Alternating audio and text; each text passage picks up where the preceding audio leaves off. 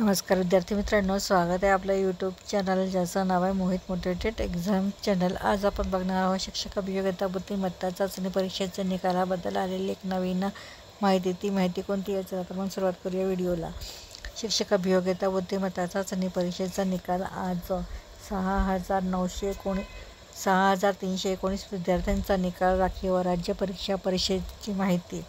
पुणे शिक्षक अभियोग्यता बुद्धिमत्ता चाचणी म्हणजे TAIT परीक्षा 2025चा निकाल वारंवार लांबणीवर पडत असल्याने राज्य परीक्षा परिषदेच्या कामकाजावरच प्रश्नचिन्ह उपस्थित होत होते। अखेर राज्य परीक्षा परिषदेने मुहूर्त जाहीर केला असून सोमवार दिनांक 18 रोजी निकाल प्रसिद्ध होणार आहे।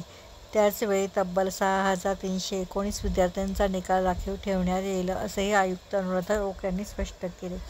या परीक्षेस एकूण 2,28,808 परीक्षार्थींनी नोंदणी केली होती।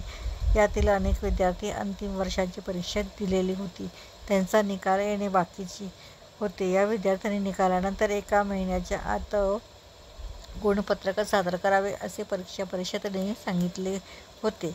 प्रत्यक्षात निकाल जाहीर झाल्यानंतरही अनेकांनी गुणपत्रक सादर केलेले नाहीत, त्यामुळे टेटचा निकाल लागण्यास विलंब होत होता। अखेर गुणपत्रिका सादर न केलेल्या 6,319 विद्यार्थ्यांचा निकाल राखीव ठेवण्याचा निर्णय राज्य परीक्षा परिषदेने घेतला आणि निकाल सोमवारी जाहीर होईल असे स्पष्ट केले।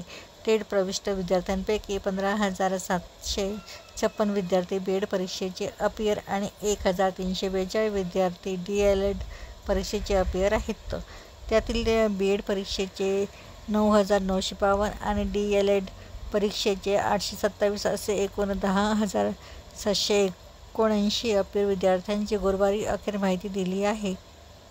गुणपत्रक अद्यापर्यंत सादर न केलेल्या एकूण 6,319 अपियर विद्यार्थ्यांचा निकाल राखीव ठेवण्यात येणार आहे, तर अर्जाचा विचार केला जाणार नाही। ज्या विद्यार्थ्यांनी अद्यापपर्यंत वेबसाईट www.mscpune.in.dat.ola.tait2025 infoappear.aspx या लिंकवर माहिती विहित मुदतीत सादर केलेली नाही, अशा विद्यार्थ्यांनी दिलेल्या लिंकद्वारे विहित मुदतीत माहिती सादर न केल्यास याची सर्वस्वी जबाबदारी संबंधित विद्यार्थी किंवा उमेदवारांची राहील।